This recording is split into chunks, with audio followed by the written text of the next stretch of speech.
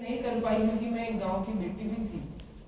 लोग ये सोचते हैं कि गांव की बेटी है और वो ससुराल चली जाएगी तो फिर पंचायत कौन संभालेगा। तब गांव के लोगों को ये समझाना भी मुश्किल था कि नहीं, मैं शादी नहीं करूंगी जब तक मैं पंचायत में हूँ। लेकिन फिर भी मैंने अपने वार्ड से चुनाव लड़ा और वार्ड पंच का चुनाव लड़के 3 सामने कैंडिडेट थे और मैं विजयी हुई। उसके बाद मैं विरोध उप सरपंच बनी। यहाँ तक तो मैं बन गई, लेकिन आगे की जर्नी मेरे लिए आसान नहीं थी क्योंकि मैंने विद्यालय ही पास किया था और खेलने की उम्र थी और उस उम्र में मुझे पंचायती राज का नॉलेज चाहिए था जो मेरे पास नहीं था। वो नॉलेज मैंने जब एनजीओ सारे जो नए जनप्रतिनिधि बनते हैं तो काफी एनजीओ ये भविष्य में अभी वर्तमान में कुछ करना है, तो वहीं से मैंने ट्रेनिंग लेने स्टार्ट करी। शुरू में मम्मी पापा ने बाहर भेजना बंद कर दिया कि नहीं, अकेली है, नहीं जाएगी। लेकिन जब संस्थान की जो कुछ महिलाएं थी जो काम करती थी, उन्होंने मेरे पापा और मम्मी को विश्वास दिलाया कि आप हमारे साथ भेजे, आपकी बच्ची हमारे साथ सेफ है। और उस समय मैं इतनी छोटी दिखती थी कि कोई यकीन नहीं करता था कि मैं पंचायती राज में उप सरपंच हूँ। मुझे यही बोलते थे कि आपकी मम्मी सरपंच है, आपकी मम्मी को बुलाओ। कोई लेटर देने आता था तो ये बोलते थे कि राखी पालीवाल कहाँ है, तो जब मैं बोलती थी कि मैं हूँ, मुझे लेटर दो कि नहीं आप नहीं हो। तो वहां पे थोड़ा सा ये भी होता था। जयपुर में मैं जब एक सेमिनार में गई थी, प्रोग्राम में, जहाँ पे गवर्नमेंट के जो प्रोग्राम होते हैं, तो मैं प्रमुख के साथ गई थी। तो वहां पे जब मुझे निकाल दिया कि नहीं आप मुख सरपंच नहीं है, तो वहां पे क्योंकि मैं डॉक्यूमेंट्स भी लेके गई थी, तो वहां पे प्रमुख ने वेरीफाई किया था कि यही उप सरपंच। इंडिया के जितने सरपंच जो नए नए चुन के आते थे वो आते थे, उनसे बातचीत होती थी, उनके राज्य में क्या काम चल रहा है, हमारे राज्य में क्या हो रहा है, ये सारे हम एक दूसरे को बताते थे। धीरे धीरे मैंने पंचायती राज पर स्टार्ट किया कि कैसे काम करना है, और जहाँ समस्या आती थी तो हम एनजीओ का सपोर्ट लेते थे।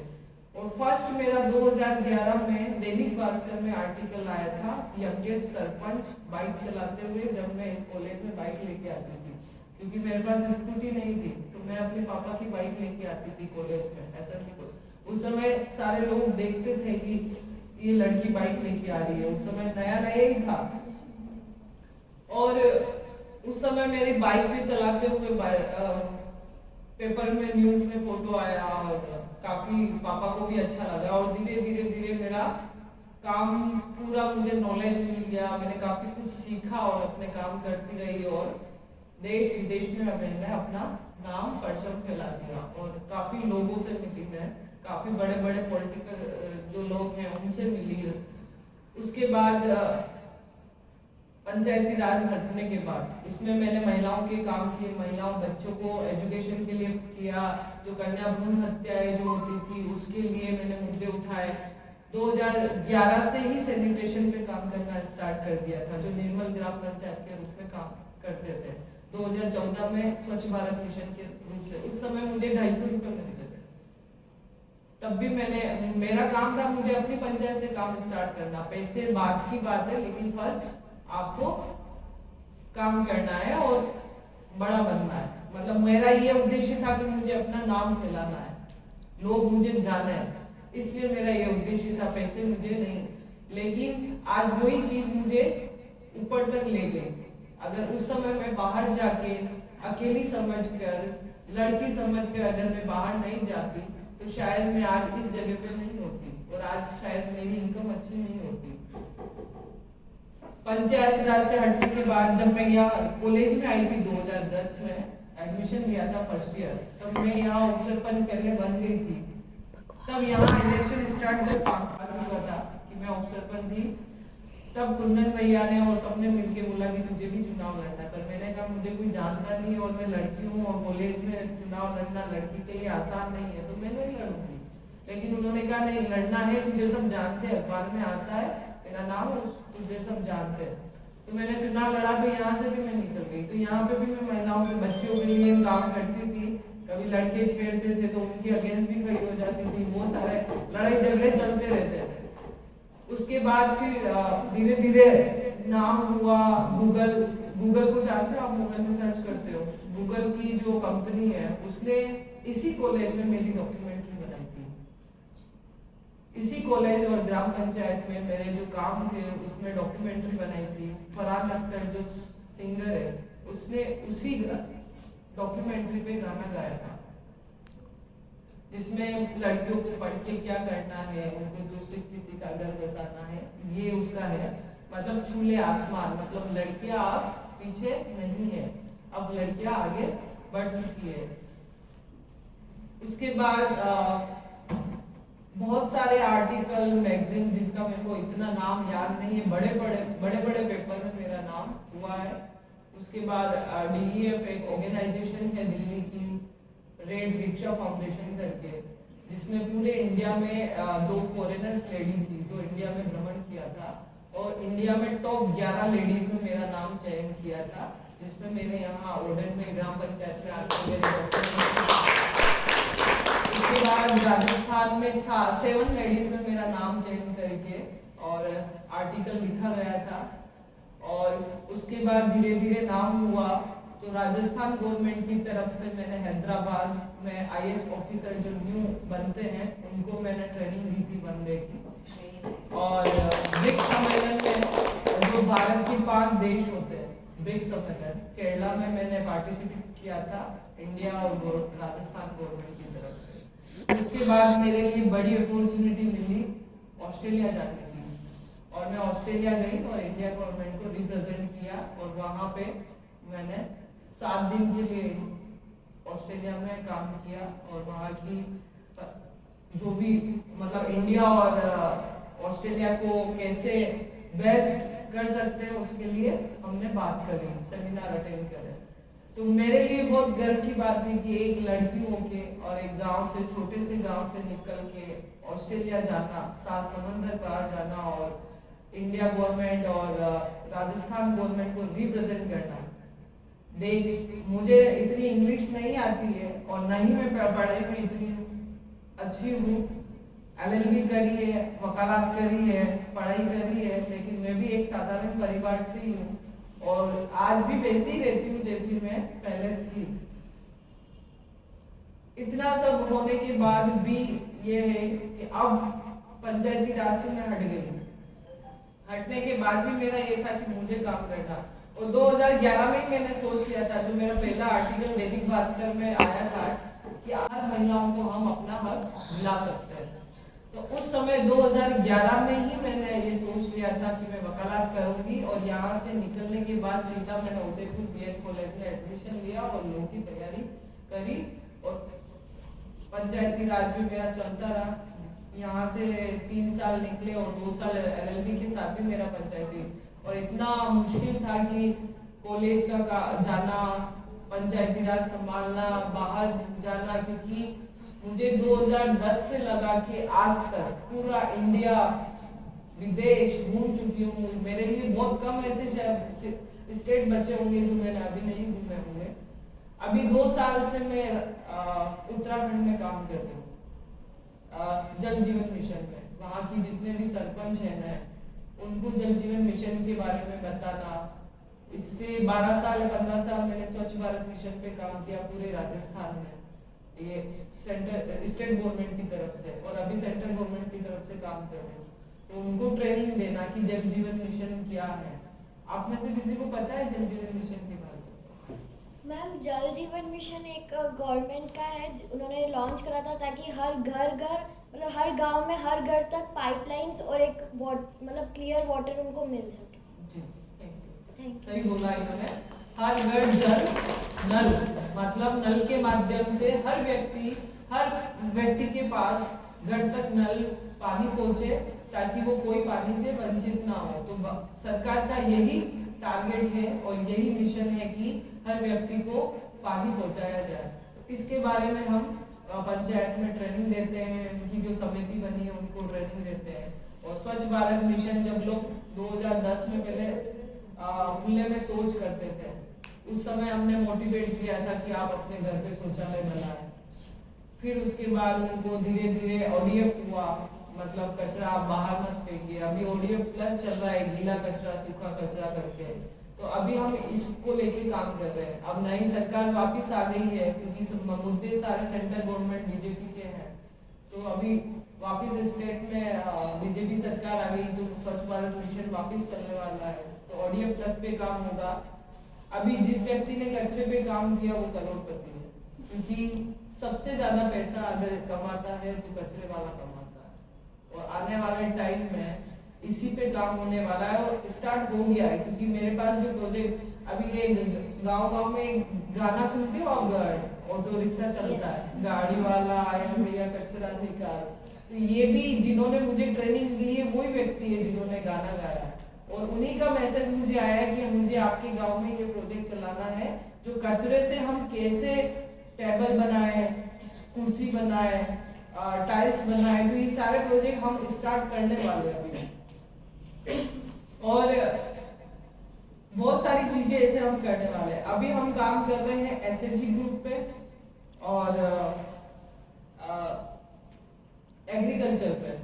अभी हमने सेंट्रल गवर्नमेंट का एक प्रोजेक्ट लिया है, एग्रीकल्चर का FAO बनाया है, जो 10,000 राजस्थान में FAO बने हैं, वो हर ब्लॉक लेवल पे बना है, जो मोदी जी का सपना है, जिसमें ये है कि जितने भी किसान हैं वो अपनी खेती करते हैं और वो खेती में अपनी सब्जियां उगाते हैं, और जब वो उनकी अच्छी फसल हो जाती है और वो मंडी में जाते हैं तो उन्हें उचित दाम नहीं मिलता है। तो हमारा FAO बनाने का उद्देश्य ये है कि वो जो किसान सब्जी बो रहे हैं या कोई भी फसल उगा रहे हैं उनको हम उचित दाम दिला पाए, क्योंकि एक किसान मंडी में जाता है और अगर आलू के भाव 50 रुपए किलो बिक रहे हैं तो वो यही समझ के जाएगा कि मुझे इस रेट में मिल जाएगा। तो जब वो अपना ऑटो रिक्शा करके जाता है मंडी में और उससे बोलता है कि मुझसे आलू ले लीजिए, और मंडी वाला अगर बोल देगा कि मैं 25 के भाव ही खरीदूंगा तो उसे मजबूरन देना पड़ेगा, क्योंकि वो ऑटो करके वापस आया और इतने आलू इतनी सब्जी लेके आया तो वो वापस ले जाने से रहा, क्योंकि ले जाएगा तो खराब हो जाएगा, तो उसे कम दाम मिलता है। तो हमारा उद्देश्य ये है कि हम उन किसानों से सब्जी खरीदेंगे और हम उन्हें उचित 1 रुपया भी एक्स्ट्रा दिलाएंगे, पर कम नहीं दिलाएंगे, तो उनको प्रॉफिट दिलाएंगे। तो राजस्थान में जितने FAO बने हैं, तो मेरा सपना शुरू से ये था कि मैं महिलाओं के लिए काम करूंगी और किसी के लिए काम नहीं करती। तो मेरा जो FAO बना है वो सिर्फ महिलाओं से मिलकर बना है, जिसमें सारी किसान महिलाएं हैं, एक भी पुरुष नहीं है, और नाम भी मैंने एग्जिट वुमेन के नाम से रखा है। और आज उन महिलाओं को मैंने 300 महिलाओं का टारगेट अभी रखा है, 750 का टारगेट है, 300 महिलाएं मैंने जोड़ दी है अपनी ग्राम पंचायत में, और हर ब्लॉक लेवल पे एक FAO बना है, जिसमें सिर्फ मेरा ही है जो महिलाओं से जुड़ के बना। और आज उन महिलाओं से मैं घी खरीदती हूँ 800 रुपए के भाव से, जो मार्केट रेट है अभी यहाँ पे, और मैं सेल करती हूँ 1000 रुपए में विदाउट पैकेजिंग, और जिस दिन मेरी पैकेजिंग होगी 1300-1200 रुपए में वो बिकेगा, क्योंकि मैं चाहती हूँ कि व्यक्ति को प्योर घी मिले, अच्छी क्वालिटी में मिले, और हम महिलाओं को इनकम दें, क्योंकि महिलाएं गांव में पढ़ी लिखी कम है, तो उन्हें हम कोई अच्छी शिक्षा नहीं दे पाएंगे, अच्छे काम नहीं दे पाएंगे जो उनके लिए टफ है। तो हम चाहते हैं कि जो वो काम करती है उन्हीं कामों को हम उनसे पैसा दिलाएं। जैसे वो गाय दूध निकालती है तो दूध से पैसा मिलेगा, घी से पैसा मिल रहा है, आजकल गोबर के कंडे ऑनलाइन बिकते हैं, तो महिलाएं वही काम करती है, झाड़ू बिकते हैं, तो सारी चीजें हम इसको लेके चल रहे हैं ताकि महिलाओं को पैसा मिले। SHG ग्रुप जो ग्राम पंचायतों में, शहर में भी SHG ग्रुप बना रखे हैं। SHG ग्रुप बनाने का मतलब ये है कि महिलाओं को आर्थिक रूप से मजबूत करना।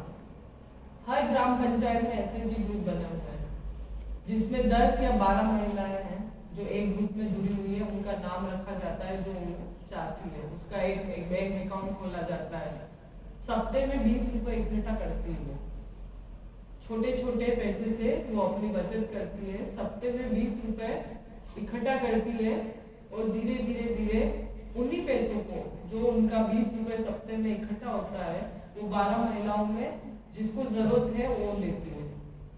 वो लेने के बाद धीरे धीरे धीरे पैसा बढ़ता है, एक महिला ने लिया, दूसरी महिला ने लिया, तीसरी महिला ने लिया, उसके बाद जब खाता खोलने के बाद 6 महीने बाद सरकार 15,000 रुपए उनको उनके खाते में देती है, ताकि वो उन पैसों से और बचत कर पाए और बढ़ा पाए और लोन ले पाए।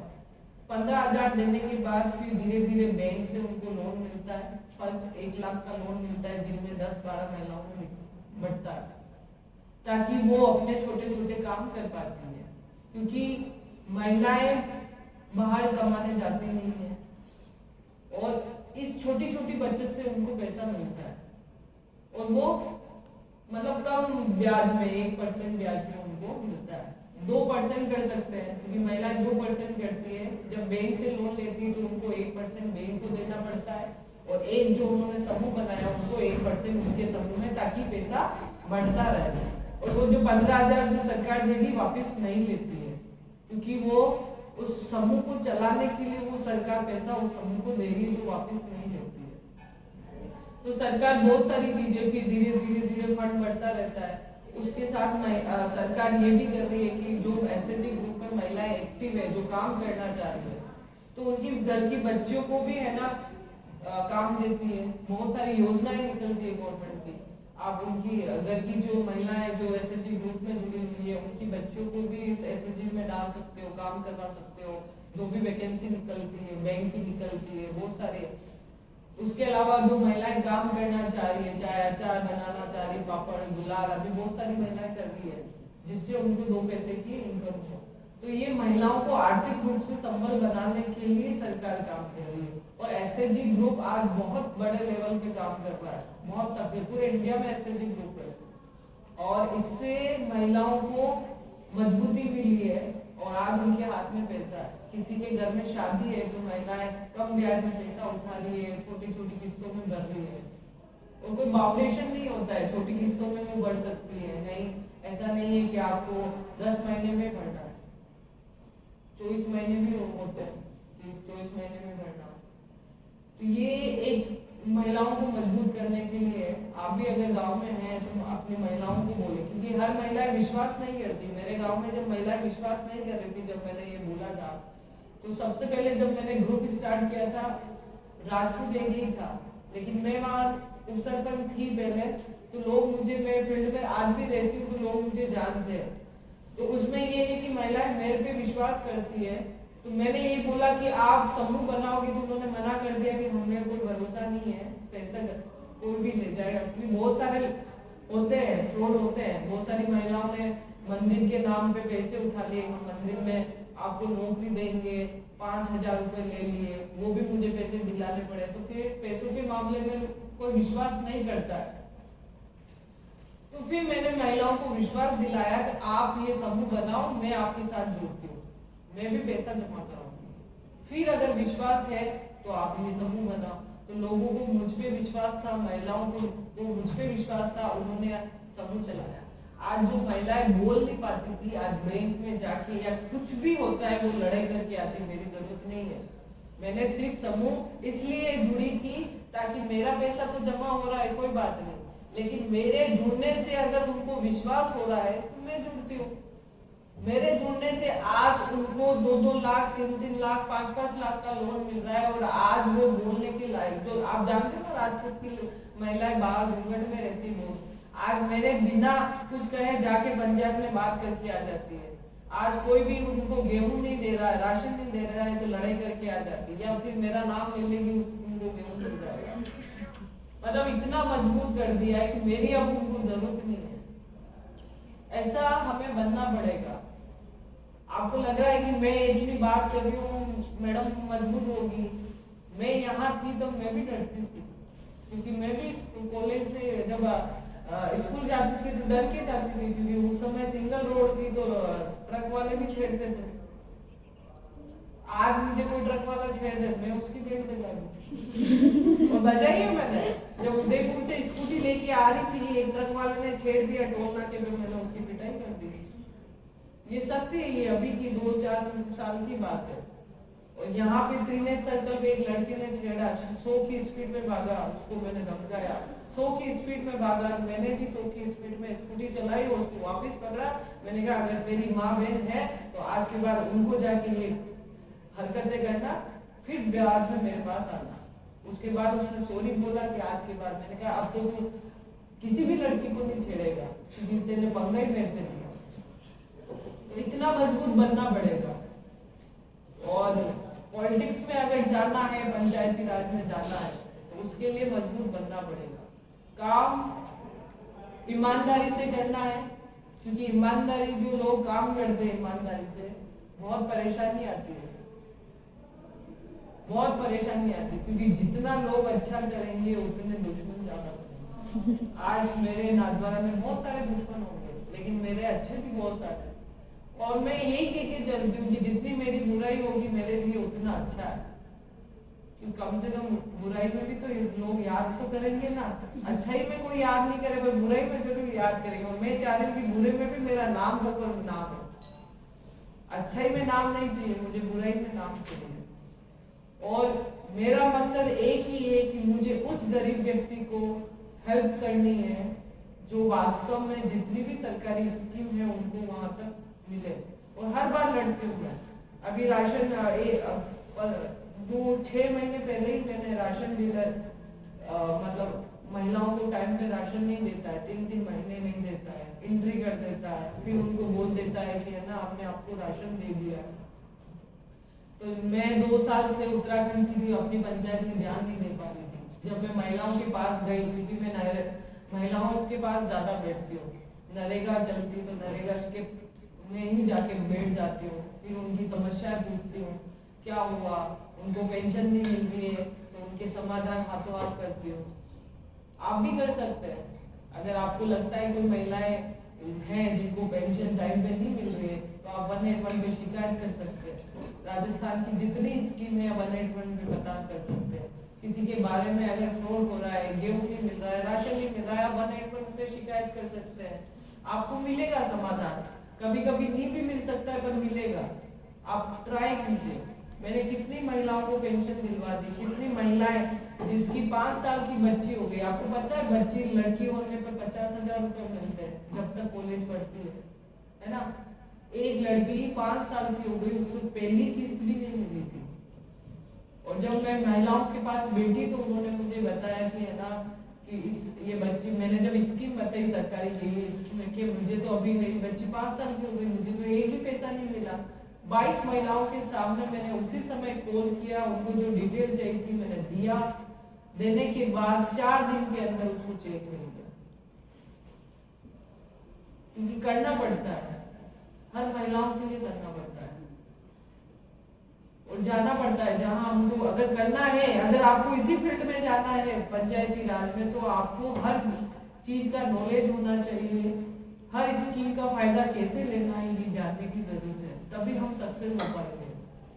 आज मेरे गांव में जब मैं उपसरपंच थी तो मैं ये कह के बैठ जाती थी कि मैं तो उपसरपंच हूँ, मैं कुछ नहीं करूंगी, तो शायद मैं इस जगह नहीं होती और ना इंडिया में मेरा नाम होता। मैंने हर घर जाके जितनी 55 साल की महिलाएं थी, विडो थी, विकलांग थी या 59 के पुरुष थे, सबको घर जाके मैंने पेंशन दी और मैंने अपने हाथों से फॉर्म भरे। अगर मैं ये सोच लेती कि लोग मेरे पास आएंगे तो शायद मैं ये नहीं कर पाती, और आज उन लोगों को पेंशन भी मिलती। आज वो लोग मुझे याद करते हैं मेरे जाने के बाद, जब मैं बहुत टाइम के बाद मिलती हूँ तो वो लोग याद करते हैं कि नहीं, मैं आपकी वजह से मुझे घर खर्चा चल रहा है, क्योंकि ऐसे लोग भी हैं जिनकी पेंशन से घर चलता है। वो दुआएं हमें मिलती है और वो दुआएं आज नहीं तो बाद में हमें कहीं कहीं ले जाएगी। और पैसा भी जरूरी है, क्योंकि हम माँ बाप पे भरोसे नहीं रह सकते, क्योंकि लड़कियां शादी करके भी चली जाती है तो खाना बनाती है, बहुत सारी लड़कियों को परेशानी भी होती है, ससुराल वाले नहीं पढ़ाई करने नहीं देते, जॉब नहीं करने देते हैं, ससुराल वाले में कुछ पति मारने वाले भी होते हैं, तो बहुत सारी महिलाएं ऐसी पीड़ित है। मेरे हिसाब से तो 80% महिलाएं पीड़ित होती है, 20% ही सुखी होती है। हर महिला कहीं ना कहीं वो प्रताड़ना तो फेस करती है। आप मैं खुद उदाहरण हूँ, मैं नहीं बताना चाहिए पर्सनल, पर मैं खुद उदाहरण हूँ। मैंने जब शादी करी थी तो मेरा खुद का पति ऐसा निकला था कि मुझे छोड़ना पड़ा।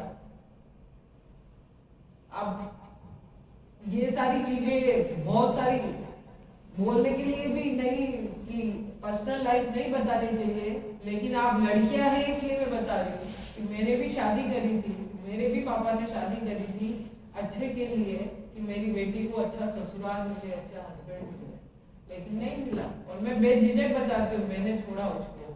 क्यों छोड़ा? क्योंकि उसने दहेज की डिमांड करी, उसने मुझे पढ़ाने के लिए मना कर दिया, क्योंकि मुझे पता है कि मेरी एजुकेशन ही मुझे सपोर्ट करेगी, वरना कोई भी बंदा मुझे सपोर्ट नहीं करेगा, चाहे वो हस्बैंड हो चाहे कोई भी हो। और हर स्टोरी में आता है, आप देखो गाने में भी आता है, लड़की का कोई डर नहीं होता है। अगर वो पियर में भी अगर डिमांड करेगी जमीन के हिस्से की तो भी दुश्मन बनेगी, और ससुराल में लड़ाई लड़नी पड़ेगी तभी मिलेगी। उसके लिए सबसे पहले लड़ाई तो हम लड़ेंगे, लेकिन उसके लिए पहले खुद तो मजबूत बनेंगे। और उस समय जब मैं इतनी स्ट्रॉन्ग नहीं थी, पर धीरे धीरे उस समय जब मैं कॉलेज में पढ़ती थी ना, मैं लड़की की तरह रहती थी अपने घर पे, बेटे की तरह रखा है मुझे मेरे पापा ने। तभी मैं बाइक चला के आती थी। कभी लड़की की क्या लाइफ होती मैंने कभी नहीं देखी। जब शादी हुई तब मुझे पता था कि ये लड़की की लाइफ है और इतना लड़कियों को फेस करना पड़ता है। उसके बाद धीरे धीरे फिर मैंने लाइफ की पहली जॉब मैंने जयपुर में अटेंड करी। क्यों? क्योंकि जब एक लड़की ससुराल छोड़ के आती है, जो उसको प्रताड़ना होती है वो बहुत खराब होती है। शायद वो या तो सुसाइड कर लेती है या फिर मेंटल डिस्टर्ब वगैरह बहुत सारी चीजें होती है उनके साथ, टॉर्चर वगैरह। तो ये सारी सिचुएशन महिलाओं के लिए आती है, क्योंकि समाज भी उनको बहुत कुछ बोलता है जो हम नहीं सुन सकते। और मैंने सुना, मैंने अपना गांव भी छोड़ के गई थी कि नहीं मुझे यहाँ नहीं रहना। इतना करने के बाद, इतना नाम होने के बाद फिर मैं जयपुर चली गई कि नहीं, मैं अपने माँ बाप पे बोझ नहीं बनूंगी, मैं काम करूंगी, अपने दम पे करूंगी। फिर मैंने जयपुर में जॉब के लिए अप्लाई किया था, जो करना मेरे लिए मुश्किल था क्योंकि मैंने कभी जॉब ही नहीं करी थी। लेकिन फिर भी किस्मत मेरी अच्छी थी कि मेरी पहली जॉब 55,000 में मुझे मिली थी और मैंने चालू करी थी। और 2 महीने बाद वापस मैंने छोड़ दी, क्योंकि जब मेरे कोर्ट में केस चल रहे थे और मेरा फर्स्ट केस मेरा ही था जो मैंने लड़ा, और मैंने आज जीत हासिल करी। जब मेरे हस्बैंड ने जब मेरे ऊपर केस लगाया था, मैंने कोई केस नहीं लगाया था, क्योंकि मेरे को समाज में, पूरे डिस्ट्रिक्ट में मुझे लोग जानते थे और मेरा यही था कि, और एडवोकेट थी मैं, और मेरा ये था कि लोग हंसेंगे, अखबारबाजी होगी और लोग मुझे जानते हैं। वरना एक फोन पे 100 लेडीज अगर मेरे कहने पे नहीं आए और मैं उनको जेल में नहीं बिठा दूं, ऐसा हो नहीं सकता। लेकिन मैं चुप रही और मैंने अपने पे विश्वास किया। पुलिस ने मेरे फेवर में काम नहीं किया और मेरे केस में एफआईआर लगा दी। तो भी मैं कोर्ट में, जब मेरा एक्सीडेंट हो गया, इसी एसएनबी कॉलेज की जो पुल है यहाँ पे मेरा एक्सीडेंट हो गया, क्योंकि मैं डिप्रेशन में गई थी। डिप्रेशन में जाने के बाद मेरा एक्सीडेंट हुआ और मैं हॉस्पिटल में गई। 7 दिन आईसीयू में रहने के बाद मैं डिस्चार्ज होकर घर आई तो पुलिस का फोन आया कि आपके केस में एफआईआर लगी है और आपको कोर्ट आना है। तब मेरी जब कंडीशन हुई चलने जैसी, तब मैं कोर्ट गई और मैंने प्रोटेस्ट याचिका लगाई। लगाने के बाद मैंने कहा कि मेरे साथ गलत हुआ है और मैं सही हूँ और पुलिस ने मेरे साथ गलत किया है। उसके बाद 4 साल बाद उसी केस में कोर्ट ने चालान पेश किया। जिस केस में पुलिस ने एफआईआर लगाई थी, उसी केस में जज साहब ने चालान पेश किया था मेरे हस्बैंड के। उसके बाद जब उन्होंने कहा कि अब हम समझौता करना चाह रहे हैं, क्योंकि अब उनको पता है कि अब मेरी नौकरी भी चली जाएगी और मेरी लाइफ भी खराब हो जाएगी, तो समझौता। और मैं अपने लाइफ के साथ खराब नहीं करना चाहती थी, क्योंकि 5 साल मुझे भी केस लड़ते लड़ते हो गए थे और मुझे केस की वजह से जॉब भी छोड़नी पड़ी, क्योंकि जयपुर रहना, उदयपुर आना, नागौर आना मेरे लिए आसान नहीं था, क्योंकि पैसे पे भी अटेंड होना जरूरी है। तो फिर मैंने 5 साल बाद निर्णय किया, क्योंकि मेरी शादी में पापा ने 50 लाख रुपए खर्च किए थे। 7,000 पब्लिक मेरी शादी में आई थी, इतना मेरा व्यवहार था और मेरे पापा का। मैंने उनकी जो ज्वेलरी थी मैंने दे दी, जबकि स्त्री धन होता है, जो पुरुष पीहर से मिलता है, जो ससुराल से मिलता है, वो भी स्त्री धन होता है। लेकिन मैंने उनकी जो भी ज्वेलरी थी मैंने दे दी और मेरी ज्वेलरी थी मैंने ले ली। लेकिन मैंने, जब उन्होंने मुझ पे एलिगेशन लगाए थे कि आपको राखी हमारे घर से चोरी करके ले गई 50 लाख रुपए। तो मुझे बुरा लगा और उसी बेस पे फिर मैंने केस लगाए थे और मैंने 5 साल लड़े। और फिर मैंने कहा कि अगर आपको ये लगता है, आपने एलिगेशन लगाया कि मैंने चोरी करके ले गई, तो मेरे घर पे इतने पैसे की कमी नहीं कि मैं चोरी करके ले जाऊं। लेकिन जो शादी मेरे पापा ने करी थी वो 50 लाख खून पसीने की कमाई थी और वो पैसा मैं लूंगी, क्योंकि मेरा न तो आगे है न पीछे कोई है। मेरे माँ बाप है जो मेरा खर्चा उठाते हैं और मैं उन पे बोझ नहीं बनना चाहती हूँ। और मैं तुम्हारी पत्नी थी, मुझे पैसा देना आपका कर्तव्य बनता है।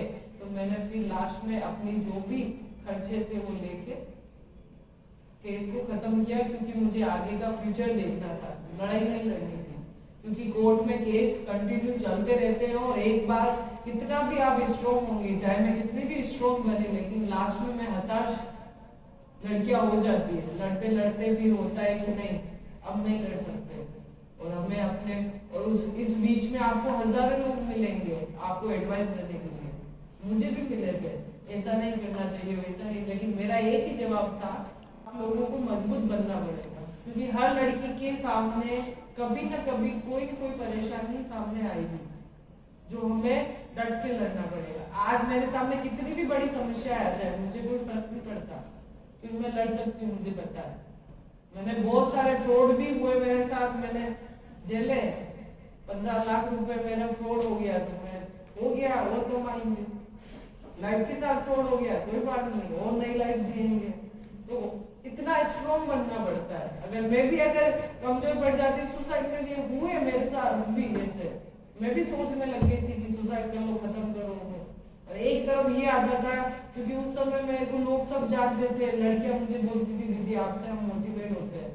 तो उस समय मेरा दिमाग इस तरफ भी चलता था कि नहीं, जो लड़कियां मेरे से मोटिवेट होती है, जब मैं सुसाइड कर लूंगी तो उन पे क्या बीतेगी, वो भी हार मान जाएगी। तो दोनों पहलू मेरे दिमाग में चलते थे।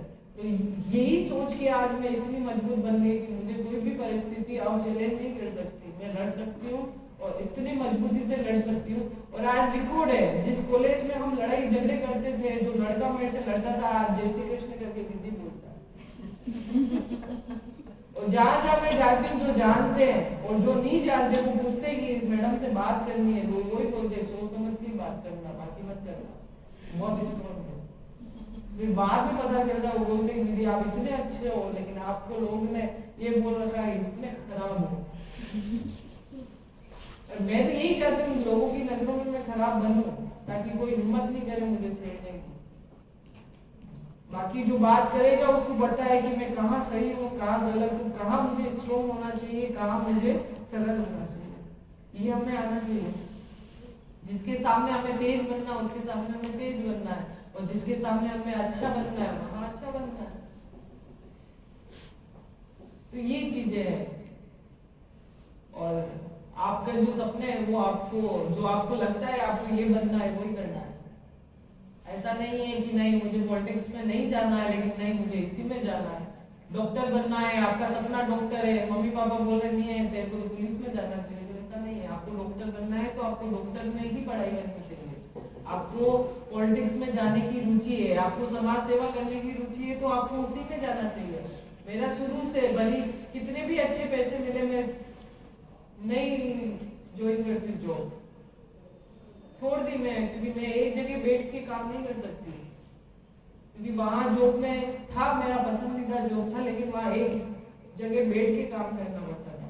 लेकिन मेरा ये कि मुझे नए नए लोगों से मिलना पसंद है, उनसे बातें करना पसंद है, उनकी समस्याओं को जानने का पसंद है। तो आज मैं पूरा इंडिया घूमती हूँ और मुझे खुशी है कि मुझे कोई पैसा खर्च नहीं करना पड़ता। मेरा खर्च ऑर्गेनाइजेशन, गवर्नमेंट ही उठाती है। आज तक 2010 से लगा के आज 2024 हो गया, जितना मैंने घूमा मुझे नहीं लगता जेब से मैंने 25 पैसा भी खर्च किया होगा। मुझे खुशी होती है, मेरा कोई गेम नहीं हो। मेरे तो मम्मी पापा और ज्यादा वो करते हैं कि तेरी तो लाइफ बहुत अच्छी है, सिस्टर वगैरह, तेरी तो लाइफ अच्छी है, घूमना फिरना, काम करना। वो मैं जानती हूँ कि मेरा काम कैसा है। क्योंकि सुबह 7 बजे से उठ के हम कंटिन्यू फील्ड में रहते हैं, उसके बाद होटल में आते हैं रूम पे, और रात के 3-3 बजे तक डॉक्यूमेंट्स के काम करते हैं। और फिर सुबह 7 बजे उठ के जाना, वो लाइफ स्टाइल में किसी को नहीं बताती, वो किसी को नहीं है। मैं मेरे जो फोटोग्राफ्स मैं शेयर करती हूँ सोशल मीडिया पे, लोग बोलते बस घूमने ही जाते मैं जानती हूँ कि वहाँ हर जगह काम करना आसान नहीं है, काम करना सब जगह मुश्किल है, पर जिसमें जो खुशी मिलती है ना, वो चाहे कितना भी है ना स्ट्रगल वाला हो या कितना भी कठिन काम हो, हम करेंगे। अब मुझे इसी फील्ड में रुचि है तो मैं यही करूंगी। अभी मैंने उत्तराखंड के काम छोड़ दिए क्योंकि मुझे यहाँ प्रोजेक्ट मिल गए। अभी आदित्य बिरला वाला मेंटल हेल्थ का मैं प्रोजेक्ट कर रही हूँ, जिसमें मेरा हर स्कूल में सेशन होता है, जिसमें आजकल सबसे ज्यादा मेंटल हेल्थ को लेके चल रहा है, क्योंकि छोटी सी छोटी चीजों को लेके हम दिमाग पे बिठा लेते हैं और वो हमारे पे हावी हो जाती है और हम बीमार हो जाते हैं। तो ये चीजें हमें बहुत सारी गलत चीजें भी करवाती है। व्यक्ति नशा करने लगता है, सुसाइड करने लगता है, तो ये सारी चीजें हमें बुरी जगह ले जाती है। मतलब बुरे जो हैं नशे वगैरह आदतें, ये सारी हमें ग्रहण करवाती है। ये है आप लोगों को मजबूत बनना है हर रूप से, आर्थिक रूप से सबसे ज्यादा। मैं तो यही कहूंगी अभी जितनी भी लड़कियां बैठी है, शादी तभी करें जब आप पैरों पे खड़ी हो जाए, क्योंकि आने वाला भविष्य जो है आपका, मैं ऐसा नहीं है कोई गलत बोल रही हूँ, चैलेंज शादी के बाद आता है और फेस करना पड़ता है। आप में से 5 लोगों की किस्मत अच्छी होगी जिसके अच्छे मिलेंगे ससुराल वाले। हो सकता है ससुराल वाले अच्छे हो लेकिन आर्थिक स्थिति सही नहीं हो, लेकिन आपको नौकरी करनी पड़े, ये भी जरूरी है। इसलिए जब तक आप पैरों पे खड़े नहीं हो तब तक आपको शादी नहीं करनी चाहिए। मेरा तो मानना ये है, क्योंकि मेरा पर्सनल एक्सपीरियंस है। वैसे तो मैंने शादी लेट ही करी थी, लेकिन फिर भी मैं बता रही हूँ कि पर्सनल एक्सपीरियंस है, जब तक पैरों पे खड़े नहीं हो, आप अच्छा पैसा कमाने के लायक नहीं बन जाओ, और आप चाहे जॉब करो ना करो, लेकिन आपको पता है कि जब मेरे सामने ऐसी मुसीबत आएगी मैं लड़ सकती हूँ, वैसे मैं बच गई, तभी शादी कर। पर इतना सा मैं कहूँगी। धन्यवाद।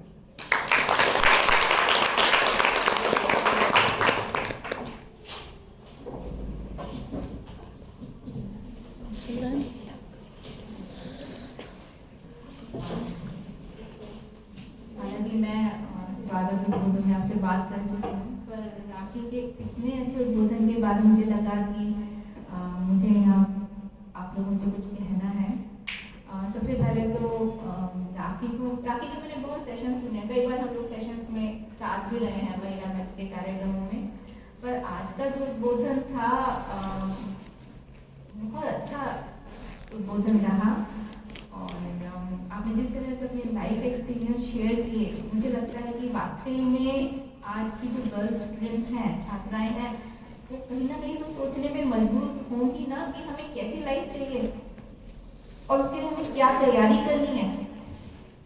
हम लोग आए कॉलेज में पढ़ के चले गए, और अगर हमारा विजन नहीं बना, हमारा दिमाग नहीं खुला, हमने अपनी ज़िंदगी के लिए प्लानिंग नहीं की, नियोजन नहीं किया, तो हम सफल नहीं होंगे। सफलता अचानक से नहीं मिलती, उसके लिए प्रयास तो करने ही पड़ते हैं। प्रयास की दिशा में पहला कदम है सोचना। तो मैं मानती हूँ कि आज का ये जो सेशन है कम से कम आप लोगों को सोचने के लिए मजबूर करेगा। शादी बहुत इम्पोर्टेंट आयाम है गर्ल्स की ज़िंदगी में, पर आजकल लड़कियां ना तो उसके लिए फिजिकली तैयार होती हैं, अपनी हेल्थ पर ध्यान देती हैं, ना इकोनॉमिकली तैयार होती हैं, ना इमोशनली तैयार होती हैं। लेकिन अगर आपको इस तरह से आपके सामने रोल मॉडल हैं, अपनी लाइफ डिस्कस कर रहे हैं, आप अगर उनसे लर्निंग लेके अपनी लाइफ का नियोजन करें, तो मुझे लगेगा कि ये जो सेशन है ये एक सफल सेशन रहा। गर्ल्स यहाँ कम थे, लेकिन हमने प्लान किया है कि हम इसको वीडियो रूप में बनाकर और गर्ल्स तक भी पहुँचाएंगे।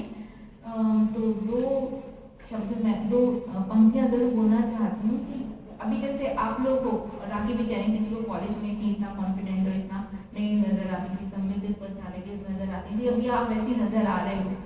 पर मैं फिर चाहती हूँ कि भीगे हुए पलों से ही परवाज करके दे, अंजाम सबके साथ है आगाज करके दे, और आपका अंजाम बहुत अच्छा हो। आप अपने भविष्य में जो भी सपने लेकर जा रहे हैं वो पूरा करें, ये शुभकामनाएं मैं आपको देती हूँ। धन्यवाद।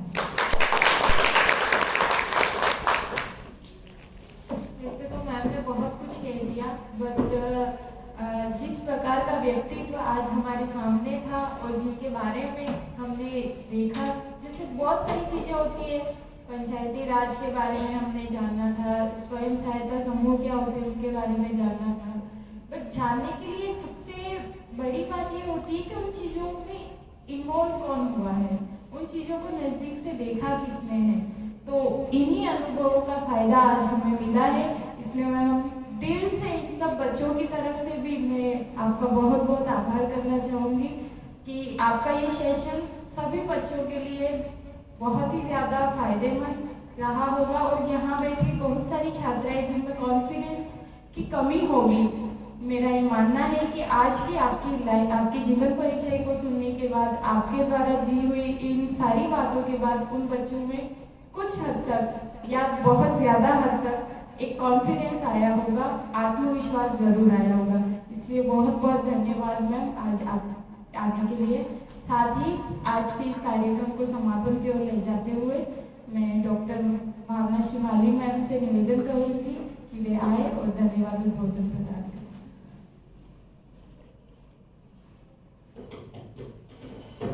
सबसे पहले राखी मैम इसी कॉलेज की पढ़ी हुई हैं और अलुमनी की हमारे एक मैडम है, वो यहीं बैठी हैं, तो मैं चाहूँगी कि आप महाविद्यालय से जुड़ जाएं। आप लोग सब एग्री हैं कि मैडम अपने यहाँ जुड़ेगी, तो आई थिंक आप लोगों को और अच्छा मज़ा आएगा। और यहाँ की अलुमनी है हमारी है, तो मैडम आप अलुमनी का फॉर्म मैडम आपको भेजेंगे, तो आप अलुमनी को एक्सेप्ट करिए और हमारे महाविद्यालय में कैसे बच्चों का विकास हो वो ज़रूर देखिए कि कैसे हो सकता है, इस महाविद्यालय का कैसे उद्धार हो सकता है। अभी भी मुझे लगता है कि यहाँ जो लड़कियाँ आती है वो इतनी सीरियस नहीं है पढ़ाई को लेके।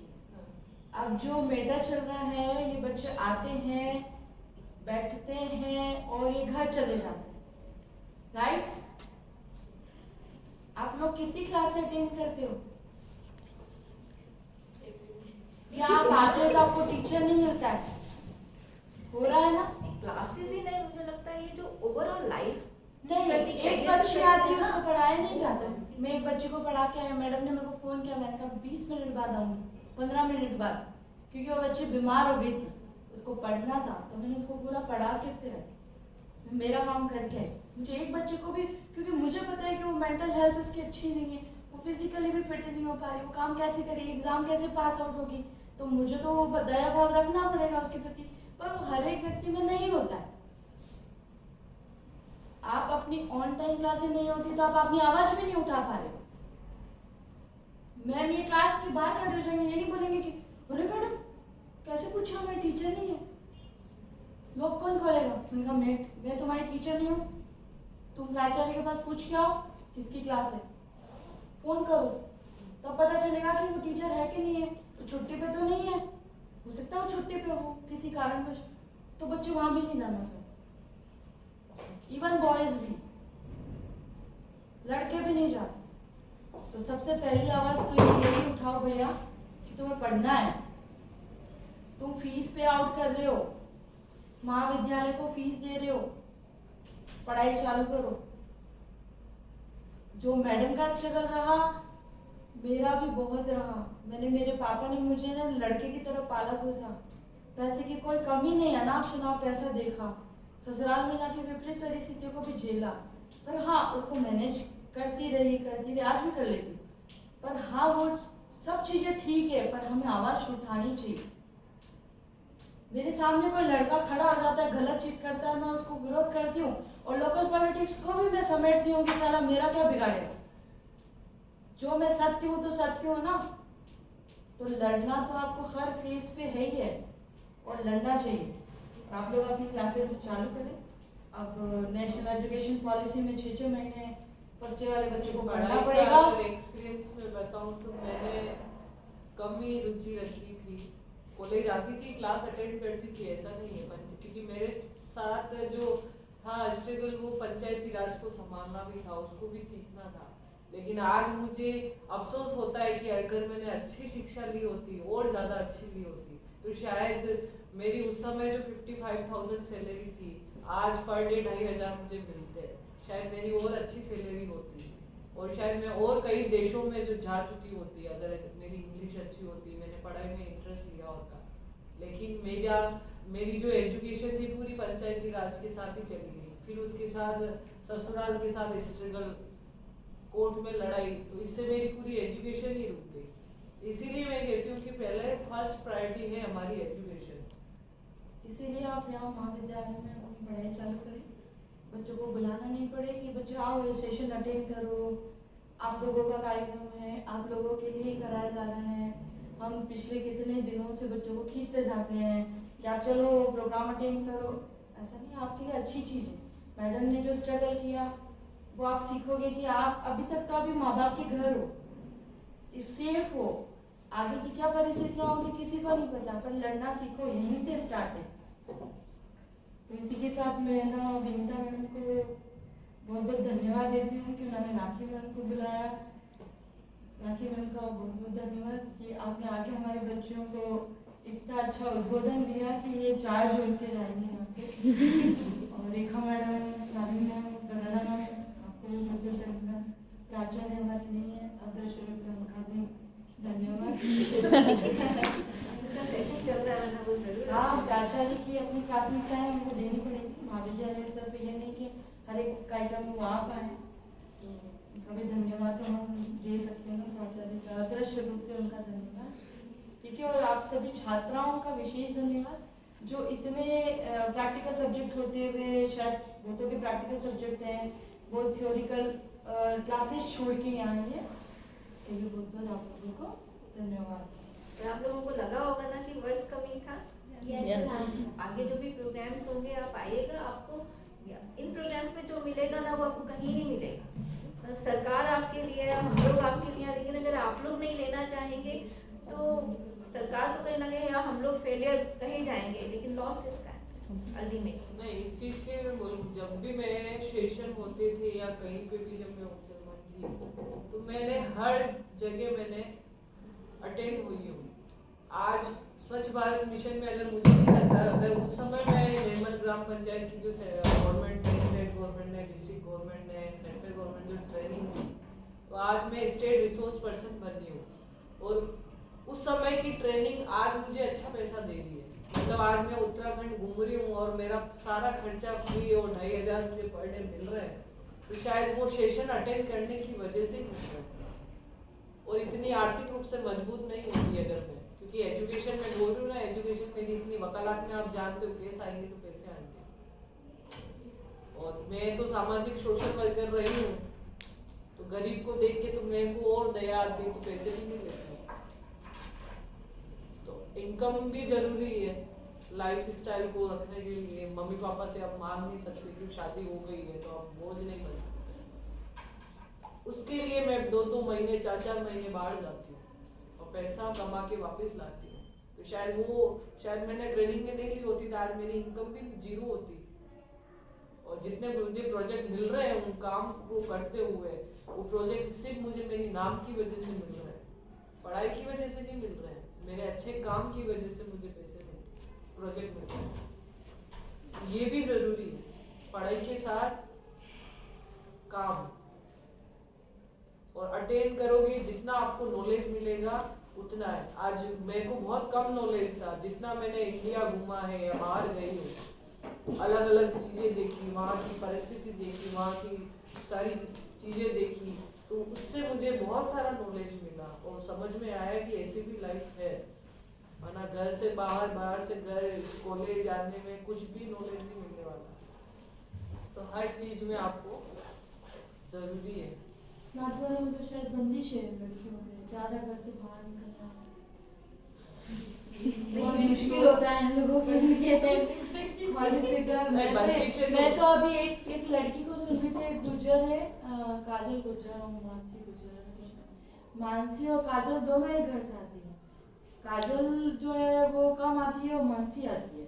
तो काजल के घर वाले कहते हैं कि ये तो मतलब उस जो रेगुलर आते हैं उसके घर वाले कहते अंडे के काम है, रोज रोज कॉलेज जावे तो मैंने उसको भी रोक दिया।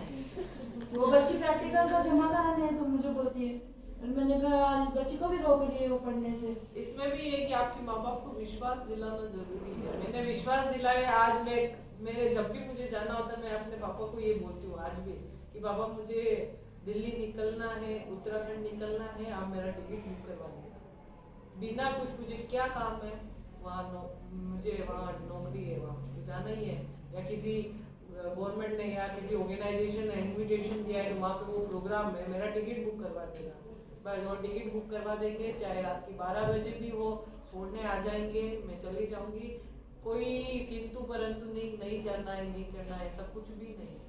मतलब इतना उस समय से 2011 से जो एक बार जब मुझे रोका था और उसके बाद जब पेपर में कंटिन्यू और देश विदेश में जाने लगी पेपर में, क्योंकि पूरे इंडिया में हर बुक में, हर मैगजीन में, हर न्यूज चैनल पे, हर पेपर में मेरा आर्टिकल छपते थे। 5 साल, 7 साल, 8 साल कंटिन्यू फ्रंट पेज पे आते ही थे।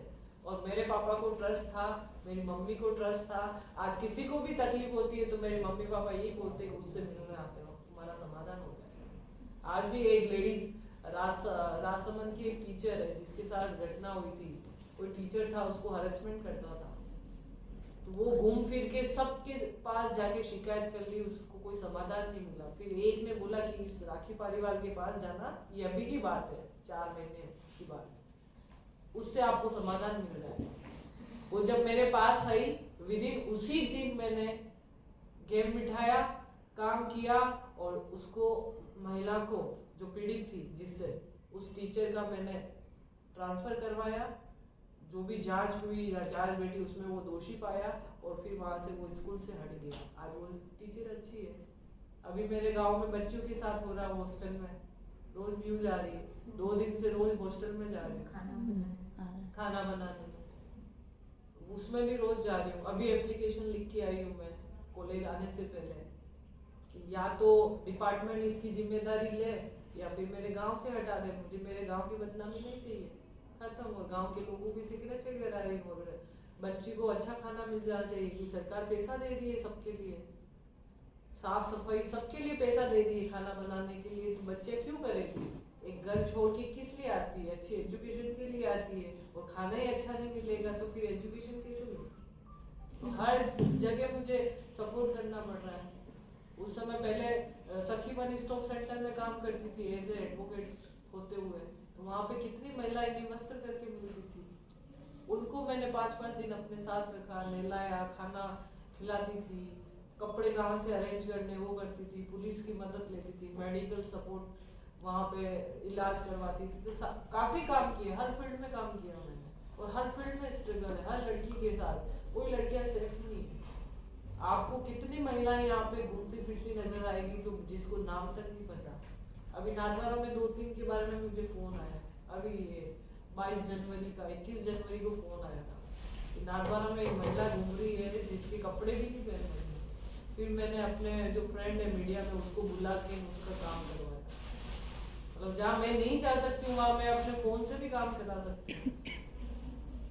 ये सारी चीजें हमें अगर करना है, इस फील्ड में जाना है, तो हर चीज का नॉलेज होना चाहिए, हमें कहाँ से कैसे मदद मिल सकती है। एक कुछ स्टूडेंट्स पूछ रहे थे, ये स्टेट रिसोर्स पर्सन हो ना, तो वो कैसे बनते, क्या है? कौन पूछ रहा था? वंशिका पूछ रही थी। अच्छा, इसमें ये कि जब पंचायती राज में जब मैं उपसरपंच थी, ट्रेनिंग हुई थी, ब्लॉक लेवल पे जो ट्रेनिंग होती है डिस्ट्रिक्ट लेवल पे, वहाँ पे आपकी पंचायत में सरपंच की तरफ से लिस्ट में नाम जाता है कि कौन एक्टिव पर्सन है जो इसमें पार्टिसिपेट कर सकता है। फिर आपको वहाँ पे ट्रेनिंग मिलती है, वहाँ 5 दिन की या जो भी डेज होते हैं ट्रेनिंग के 3 दिन वगैरह, उसमें ट्रेनिंग अटेंड करते हैं, साथ में आपको प्रैक्टिकल भी करवाता है। उसके बाद सर्टिफिकेट मिलता है, काम भी मिलता है। फिर उसके बाद आपको स्टेट में भी ट्रेनिंग मिलती है, बाहर जाना, जैसे मैंने करौली में जाके ट्रेनिंग ली थी 5 दिन की यूनिसेफ की तरफ से। तो ऐसे करके जो सर्टिफिकेट मिलते हैं ट्रेनिंग लेने के बाद, तब आपको है ना वहाँ पे काम के लिए बुलाते हैं। Thank you.